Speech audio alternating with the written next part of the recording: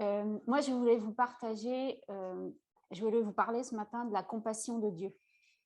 Dominique, il a dit quelque chose la semaine dernière. Dominique Sbigiel a dit quelque chose la semaine dernière chez Dominique et Béatrice, parce qu'on était chez eux. Je ne sais plus à quel propos il a dit ça, mais il a dit que les guérisons s'opéraient par la compassion. Et que si on voulait guérir quelqu'un, ceux qui faisaient un ministère de guérison, je ne sais plus comment il a tourné ça, c'était par la compassion. Donc moi, j'ai cherché ça dans la parole. Et c'est un mot, d'abord, la compassion, qui n'a pas tellement la cote aujourd'hui, de nos jours. Et étymologiquement, compassion, en latin, ça voulait dire souffrir avec. Et donc la passion de Christ, c'est sa souffrance. Mais comme humainement, il n'est pas possible de partager la souffrance des autres, à moins d'être atteint du même mal, compatir, plus exactement, ça veut dire souffrir, devoir souffrir. En français, j'ai cherché aussi dans le dictionnaire, en français, c'est un sentiment par lequel un individu est porté à percevoir ou ressentir la douleur d'autrui. Et alors ça, c'est la première partie. On perçoit, on reçoit la douleur et poussé à y remédier par amour ou par morale. Donc, on est poussé dans la définition du dictionnaire. Donc, ce mot, il est davantage utilisé dans l'Ancien Testament, 42 fois, que dans le Nouveau, 18 fois, où le mot amour prédomine. Dans le Nouveau Testament, il y a plus... Oh là là, la catastrophe. Je vais le prendre à la main. Il y a plus le mot amour que le mot compassion. Donc, mais ce n'est pas la même chose quand même. On va essayer. La compassion de Dieu, c'est sa bonté qui s'émeut à la vue de la souffrance des hommes parce qu'il sait de quoi nous sommes faits. Il le sait mieux que n'importe qui, parce que c'est lui qui nous a créés. Il connaît nos faiblesses. Donc, celui qui a le plus sa compassion, évidemment, c'est le Seigneur. Et c'est pour ça que, comme en tout, il est notre modèle. Moi, je me suis intéressée à la compassion dans le Nouveau Testament et surtout à son résultat. Il faut que je tienne. Merci, Marlon. Merci aussi à vous pour votre service. Je ne peux pas remercier tout le monde. Donc, j'ai pris la compassion dans le Nouveau Testament et surtout son résultat. Il y a 6 mots grecs dans le Nouveau Testament qui sont traduits par compassion et l'un sur 18 fois est utilisé 12 fois. Ce mot signifie, je ne vous le dis pas, être remué dans ses intestins, de là, être ému de compassion. Ce mot, il est utilisé seulement dans les 3 évangiles synoptiques et c'est toujours en rapport avec Jésus. Toujours. Donc, il y a 4 situations où la compassion de Christ, elle est personnelle, elle est individuelle. J'avais avec 4. Je vous cite les passages, peut-être on ne dira pas tout. Souvent, il n'y a qu'un verset, parce que le mot compassion, plus large, vous la connaissez, la circonstance est décrite précisément. Dans Matthieu 20, 34, il est ému de compassion, il toucha leurs yeux et aussitôt, ils recouvrèrent la vue. Donc, c'est la guérison de 2 aveugles. Dans les 4 passages, il s'agit des plus grands miracles, des signes dont a parlé Dominique Sbigiel et Eliana, dont ils ont parlé concernant ce qui manifestait que Christ était le Messie, ce qui prouvait qu'il était le Messie en venant sur la terre. Donc, guérison de 2 aveugles, ça en fait partie. Le deuxième passage, c'est dans Marc 1, 41. Jésus, ému de compassion, étendit la main, le toucha et dit « Je le veux, sois pur ». Et aussitôt, la lèpre le quitta et il fut purifié. Donc là, il s'agit de la guérison d'un lépreux. C'est un des témoignages de Jésus comme Messie. C'est un des plus grands miracles, puisque la lèpre, à l'époque, était incurable. Oui, merci Christine. Marc 9, 22, troisième situation. On va le lire parce que je n'ai pas écrit la citation. Marc 9, 22.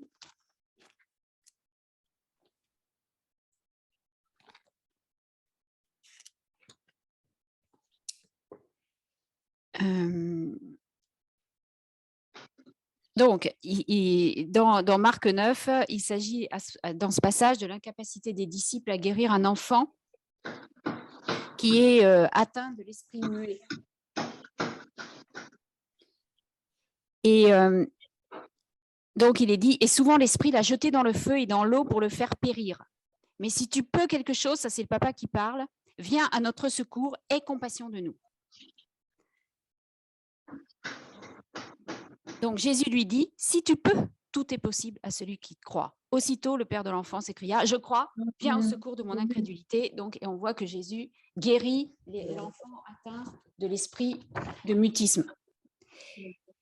Ensuite, le dernier des 4 passages où la compassion de Christ est personnelle dans les 3 évangiles synoptiques, c'est dans Luc 7, 13. Le Seigneur, il s'agit d'une maman qui enterre son fils. C'est la veuve de Naïn. Le Seigneur, l'ayant vue, fut ému de compassion pour elle et lui dit, ne pleure pas. Il s'approcha et toucha le cercueil. Il dit, jeune homme, je te le dis, lève-toi. Et le mort s'assit et se mit à parler. Donc, c'est aussi un des miracles les plus grands, c'est la résurrection du fils de la veuve de Naïn. Donc, on voit que parfois, dans ces 4 passages, Jésus répond à leurs supplications, à leurs demandes, mais dans le cas, et à leur foi, c'est le cas des 2 aveugles, ils ont demandé quelque chose au Seigneur, ils sont venus vers lui. C'est le cas du lépreux, c'est le cas du père de l'enfant muet, dont je viens de vous lire. Mais dans le cas de la veuve, elle n'a rien demandé.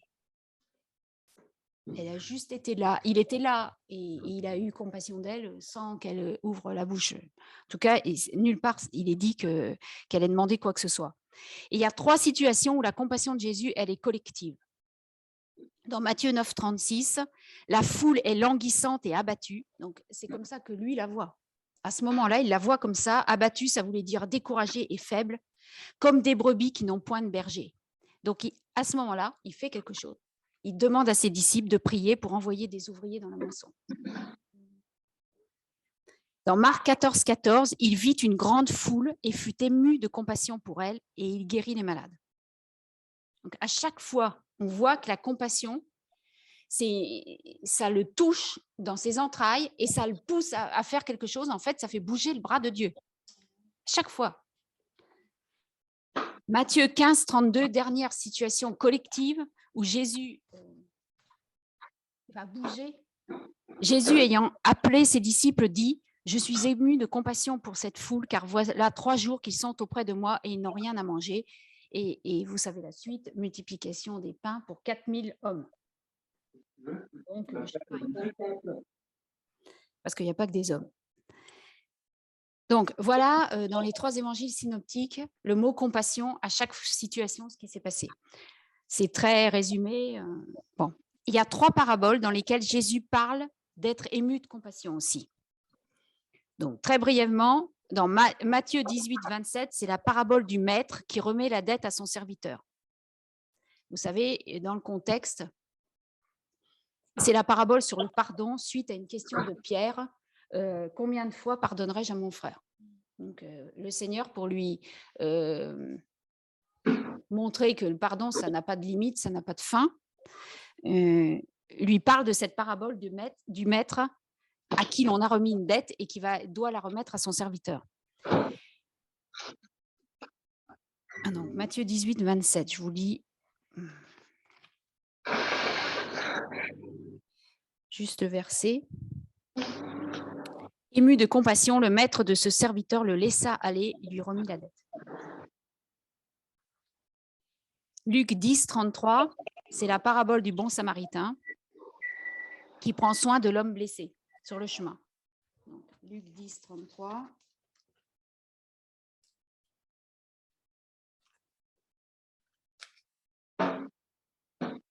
Mais un samaritain qui voyageait, étant venu là, fut ému de compassion lorsqu'il le vit. Et la dernière parabole, c'est Luc 15, 20, vous la connaissez tous, c'est la parabole du fils prodigue. Son père le vit et fut ému de compassion. Il courut se jeter à son cou, il l'embrassa et le rétablit dans sa position de fils. Alors que le fils n'avait qu'à être un serviteur. Et même dans l'évangile de Jean, donc là je vous ai parlé des 3 évangiles synoptiques, mais même dans l'évangile de Jean, bien qu'il ne s'agisse pas directement du mot compassion, pour la résurrection de Lazare, il est dit en Jean 11, 33, Jésus, la voyant pleurer, elle et les Juifs, donc à propos de Marie, la sœur de Lazare, elle et les Juifs qui étaient venus avec elle frémit en son esprit et fut tout ému. Donc, ému ici, ça a le sens de troubler, de bouleverser. Et Jésus a été touché dans son esprit. D'autres mots grecs pour compassion signifient entrailles, siège des émotions, mais aussi de l'esprit. Donc, c'est là qu'est l'esprit de Dieu dans notre esprit. Et Jésus nous montre le cœur du Père. Il est venu pour ça sur la terre. Il nous montre le cœur du Père. Donc, le cœur du Père, c'est touché, et parce que Jésus ne faisait que ce qu'il avait vu faire à son Père, par son Père. Et il est touché dans son esprit et il accomplit le miracle. Donc, à chaque fois, Jésus voit le besoin, il comprend, il est sensible à la douleur, à la souffrance, son esprit est touché et il agit pour répondre. Et c'est comme ça que les plus grands miracles ont eu lieu dans la Bible, pas dans le Nouveau Testament. C'est comme ça que les plus grands miracles se sont produits, de cette façon. Et comment est-ce que, je me suis demandé, j'ai plutôt demandé au Seigneur, comment est-ce que toi, tu peux être toujours compatissant? Parce que la question sous-jacente, c'était moi, je ne suis pas toujours. Donc, comment toi, est-ce que tu es toujours compatissant? Parce qu'il a souffert lui-même. Parce qu'il a été rendu semblable à nous en toutes choses pour nous comprendre. Ça, c'est dit dans Hébreux 2, 17, 18.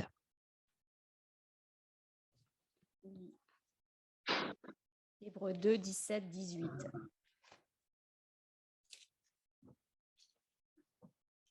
Je vous parle de Jésus d'abord, mais en fait, je veux en venir à nous. Hébreux 2, 17, 18. En conséquence, il a dû être rendu semblable en toutes choses à ses frères, afin qu'il soit un souverain sacrificateur miséricordieux et fidèle dans le service de Dieu, pour faire l'expiation des péchés du peuple. Car du fait qu'il a souffert lui-même et qu'il a été tenté, il peut secourir ceux qui sont tentés. Donc, il a été lui-même, il a été rendu semblable à nous pour nous comprendre. Et dans Hébreux 4, 15, car nous n'avons pas un souverain sacrificateur qui ne puisse compatir à nos faiblesses. Au contraire, il a été tenté comme nous en toutes choses sans commettre de péché. Remarquez que dans tous ces cas où Jésus a agi avec compassion, il s'agissait de non-croyants. Ils ne connaissaient pas le Seigneur. Ils avaient entendu parler. Donc, à combien plus forte raison? Nous, maintenant, on peut toujours s'approcher avec assurance du trône de la grâce. C'est une autre citation, c'est dans Hébreux 4, 16. Je vous cite. On peut toujours s'approcher avec assurance du trône de la grâce, afin d'obtenir miséricorde et de trouver grâce pour être secouru dans nos besoins, quels que soient ces besoins, qu'ils soient physiques, émotionnels, spirituels, matériels, quels que soient nos besoins, on peut toujours s'approcher avec assurance. Parce que jamais, jamais, jamais, on sera rejeté, jamais on ne sera pas compris, jamais on sera jugé, jamais, jamais, jamais. À combien plus forte raison? Et de ce trône de grâce, la grâce, elle coule en permanence. Jamais elle s'arrête. Et jamais elle s'arrêtera de couler. Elle est déversée sur chacun de nous en permanence. Elle n'est jamais épuisée, jamais. Donc, j'en viens à nous. Parce que ça, c'est Christ, c'est la perfection. Vous allez me dire, voilà, qui soit l'exemple, le modèle. Donc, nous, j'ai cherché ce que disaient Pierre et Paul dans les épîtres, parce que les épîtres, ils ont été laissés à l'Église. Donc, les 4 évangiles, ce que Christ a accompli, c'était le modèle. C'est la perfection. Dans les épîtres, Pierre et Paul nous parlent de nous, comment on doit se conduire maintenant. Et on est encore dans la dispensation, dans le temps de l'Église. Donc, j'ai trouvé que dans 1 Pierre 3, 8, je vous cite, « Soyez tous animés des mêmes sentiments, pleins d'amour fraternel, de compassion, d'humilité. » Et le verset suivant, « Bénissez, car c'est à cela que vous avez été appelés, afin d'hériter la bénédiction. » Donc, voilà ce que dit Pierre de la compassion. Je répète, je relis, « Soyez tous animés des mêmes sentiments, pleins d'amour fraternel, de compassion, d'humilité. » Bénissez, car c'est à cela que vous avez été appelés, afin d'hériter la bénédiction, parce qu'il y a toujours une promesse à tout ce que nous demande le Seigneur. Il y a une promesse si on accomplit souvent ce qu'il a demandé. Et Paul, dans Éphésiens 4,32, dit « Soyez bons les uns envers les autres, compatissants, vous pardonnant réciproquement comme Dieu vous a pardonné en Christ. » Verset suivant. « Devenez des imitateurs de Dieu comme des enfants bien-aimés. » Donc, ici, le mot grec utilisé pour compassion, j'ai cherché ce qui signifiait ces cœurs tendres, ayant de fortes entrailles.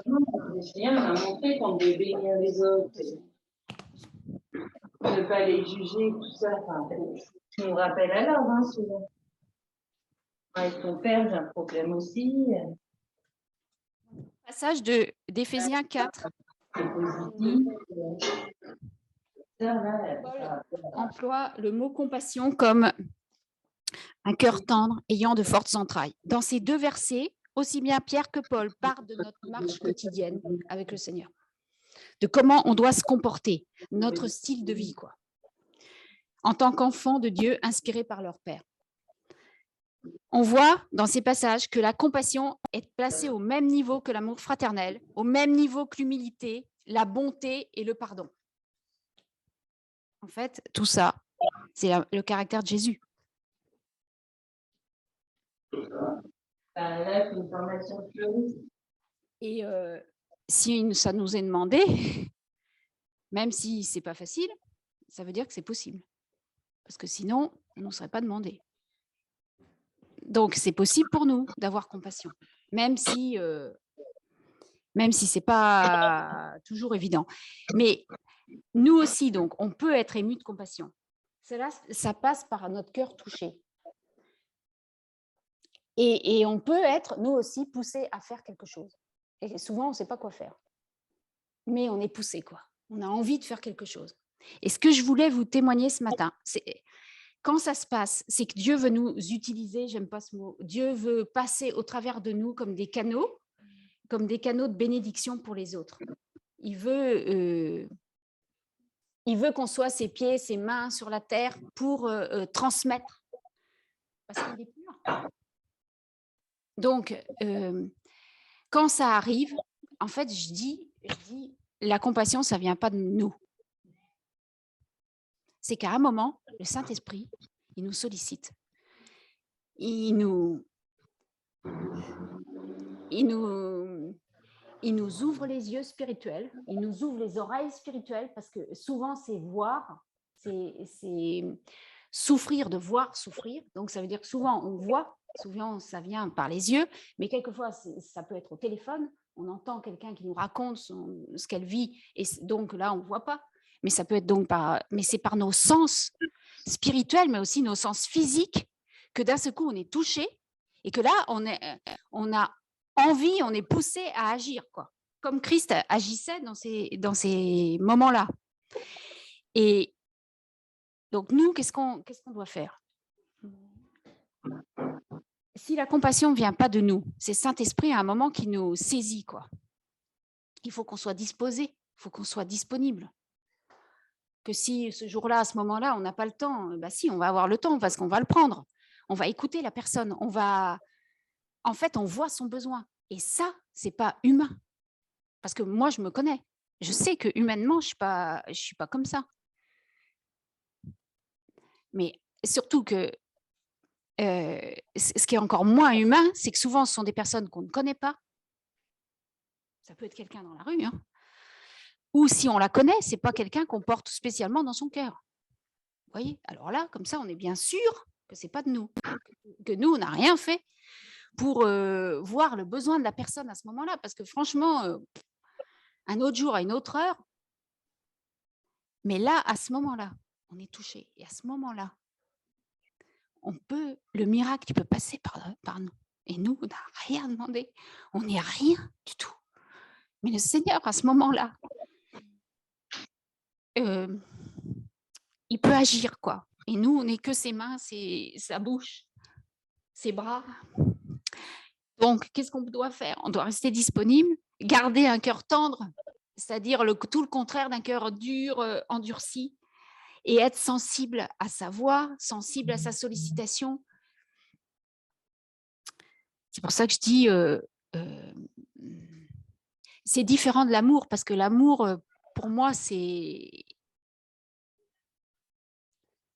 pas dans une circonstance, à un moment, quoi. Mais là, c'est comme si c'était paf, c'était ponctuel, et c'est pas nous qui décidons. C'est pas nous qui aimons la personne. Cette personne-là, puisque je vous ai expliqué, on la connaît pas plus ou moins, ou on l'aime pas spécialement. Regardez les Samaritains, on ne connaît pas. Donc, voilà, je ne sais pas si je suis claire. Je sais pas. J'ai vécu ça plusieurs fois dans ma vie, quelques fois. Et je savais que j'étais pour rien mais qu'à ce moment-là, le Seigneur pouvait faire un miracle. Et le plus grand des miracles, le plus grand. Alors, Dominique Sbigen nous parlait la semaine dernière de guérison physique, mais le plus grand, c'est que la personne soit tellement touchée qu'elle accepte le Seigneur suite à ça. Alors là, c'est sûrement le miracle dont parlait Jésus, qu'il voulait faire plus au travers de nos vies que ce que lui avait fait en marchant sur la terre. Voilà, donc je veux prier ce matin. Je veux juste partager ça simplement. Je veux juste prier pour qu'on reste disposé, qu'on reste disponible, qu'on reste sensible, qu'on soit à sa disposition, quoi. À sa disposition, à l'écoute. Parce que dans les temps qui viennent, je crois qu'il va cogner de plus en plus, quoi, parce que les besoins augmentent. Enfin, en tout cas, je ne pense pas qu'ils vont diminuer, ça c'est sûr et certain. Où je travaille à l'heure tranquille. Et souvent je traverse, vous savez, la fontaine, là où il y a les jets d'eau. Là. Et je ne sais pas si ça vient de moi, mais à chaque fois, pratiquement, je fais 3 fois semaine, je traverse d'un côté et dans l'autre, je vois que des personnes qui boitent, qui ont un problème dans leur démarche, quoi. Et je me dis, et souvent, ce n'est pas des personnes âgées. Hein. Enfin, pas que, en tout cas, absolument pas que. Je me dis, mais pourquoi il n'y a que moi qui les vois? Pourquoi ils boitent tous? Pourquoi ils sont tous estropiés, éclopés? Qu'est-ce qu'ils sont, quoi? Alors, pour l'instant, je n'ai pas eu assez la compassion, je ne sais pas. Je n'ai pas pris un porte-voix, pour l'instant, je n'ai rien fait, parce que ce n'est pas une seule personne, ce n'est pas une personne à un moment, quoi. Mais c'est que je les remarque tout le temps. Voilà, pour l'instant, je n'ai rien fait, je ne me suis pas encore...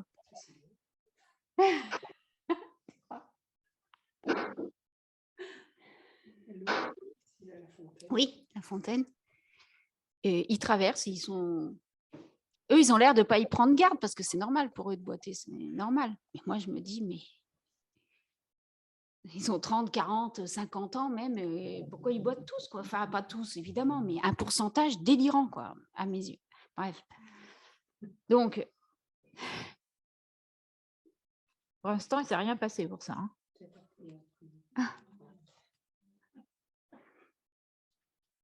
À un moment, peut-être. De toute façon, ce que je veux dire aussi, c'est quand la compassion vient et qu'on est ému dans nos cœurs, c'est facile. Hein. C'est facile de prier pour la personne, c'est facile de lui masser les pieds, c'est facile. C'est facile. Vraiment, c'est pas... Puisque ça ne vient pas de nous, rassurez-vous, vous avez déjà vécu ça aussi, c'est le Seigneur qui le fait, quoi. Donc, il prend... il nous prend, quoi, il nous saisit, donc ça devient facile à ce moment-là. Voilà, je veux vraiment vous encourager, quoi. En fait, je veux vous encourager. Je voulais aussi essayer d'expliquer, je ne sais pas si j'étais très claire, la différence entre la compassion et l'amour. C'est étroitement lié, hein, et Jésus est les deux. Enfin, c'est juste que, pour moi, la compassion, ça entre dans notre cœur, et là, on doit agir, quoi. Donc, c'est momentané, c'est ponctuel, et c'est un signal. C'est comme s'il nous sonnait attention, j'arrive, je vais faire un truc. Et du coup, c'est ça, je voulais te alors que demander. l'amour, c'est différent. Oui, qu'on mais peut moi, aimer de je façon plus j'ai constante. On peut... oublié du coup de l'envoyer le message parce que j'avais déjà préparé. oui, donc je disais, je veux vraiment vous encourager. C'est pas très facile de me concentrer là. Je veux vraiment vous encourager. Je veux prier le Seigneur d'utiliser chacune de nos vies, chaque famille, chaque personne de l'Église pour les temps qui viennent, de façon plus intense, quoi, de façon plus souvent, plus fréquemment, qu'on se mette à disposition, quoi, qu'on soit sensible, qu'on écoute et qu'on soit prêt. Parce que qu'est-ce qui réjouit le plus nos cœurs que d'être à sa disposition, d'être à son service et de le voir agir. Alors là, on dit, waouh, c'est quelque chose qui nous dépasse tellement, même si on le connaît, même si on sait qu'il a déjà fait, qu'il veut le faire encore, quand il le fait et qu'on a été quelques minutes à son service et qu'il nous a, enfin, je ne veux pas dire servi de nous, mais voilà, vous comprenez ce que je veux dire.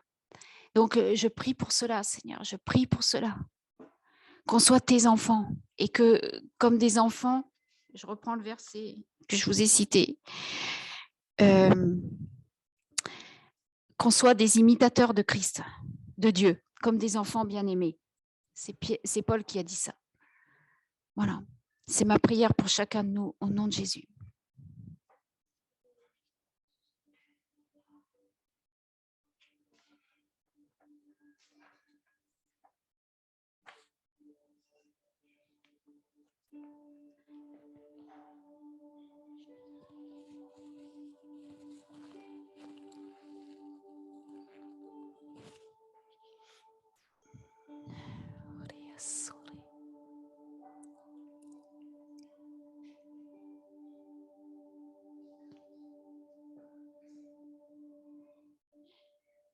En fait, ce que je voulais vous dire aussi, mais je pense que je vous l'ai déjà dit, mais ce que je voulais vraiment vous dire, c'est quand on ressent ça, qu'on ne croit jamais, jamais que c'est nous, quoi.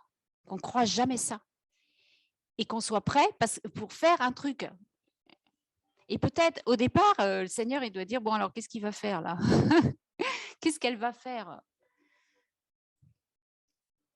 Mais peu importe, en fait, ce qu'on fait. Peu importe. À partir du moment où on fait quelque chose, lui, il va utiliser ce qu'on fait, même si c'est improbable. Et même si c'est peu de choses. Ce qu'on fait, ça peut être peu de choses. Mais il va l'utiliser pour toucher le cœur de l'autre personne. Et c'est là que le miracle commence. Ce n'est pas du tout ce qu'on a fait. Je veux bénir le Seigneur. Vraiment, je veux bénir le Seigneur de la façon dont il fait, qui est toujours différente, qui est toujours créatrice, qui est toujours...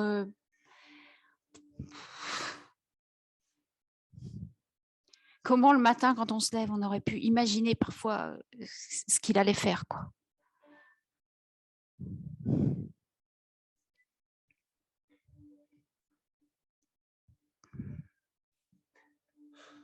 C'est notre trésor, Seigneur. Notre trésor. Notre bien le plus précieux.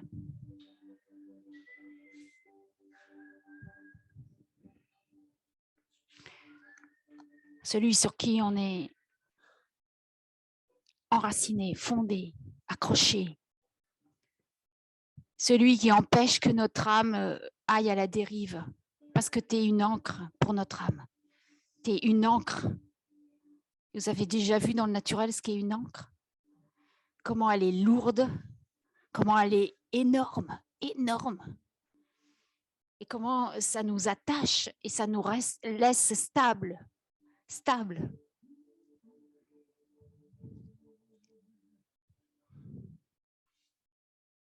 Le Seigneur dit que c'est normal d'avoir des émotions parce qu'il nous a créés comme ça. Ce qu'il ne veut pas, c'est qu'on soit dominé par nos émotions, qu'on n'agisse que par nos émotions.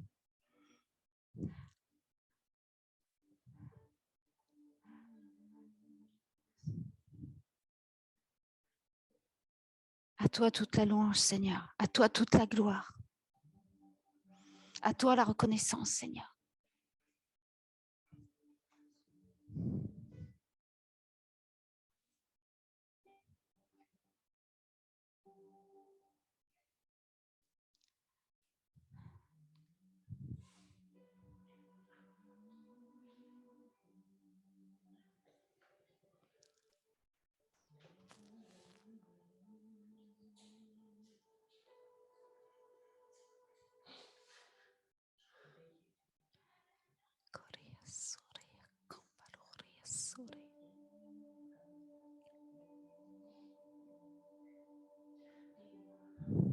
Tu es le tout suffisant, El Shaddai.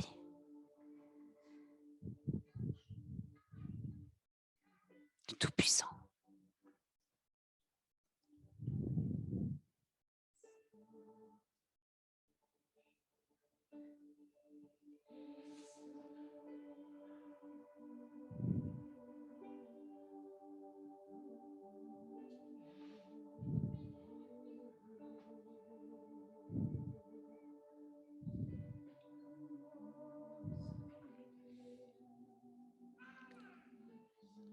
Je crois qu'au travers de chacun de nous, Seigneur, tu peux transformer des situations. Tu peux toucher des vies.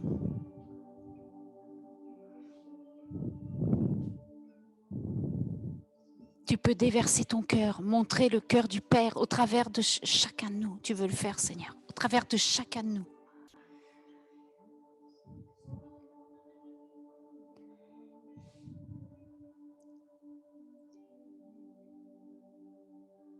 Aucun de nous n'est imparfait. Enfin oui, on est tous imparfaits, mais aucun de nous n'est petit. Aucun de nous est indigne. Aucun. Parce qu'on est ses enfants.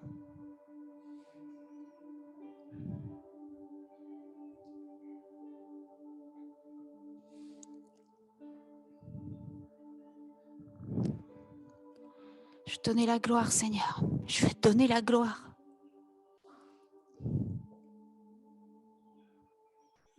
Parce qu'elle est à toi seul. À toi seul. Toute la gloire. Toute la gloire.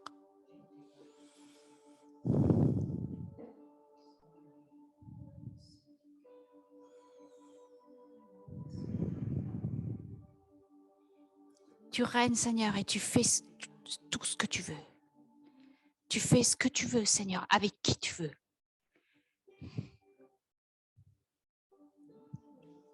Et c'est toi, Seigneur, qui as le dernier mot.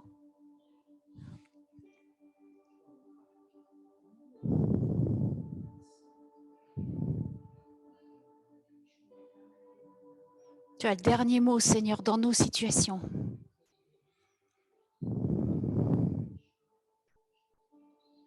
Parce qu'on t'a tout laissé. Parce qu'on a tout abandonné. Rien n'est à nous.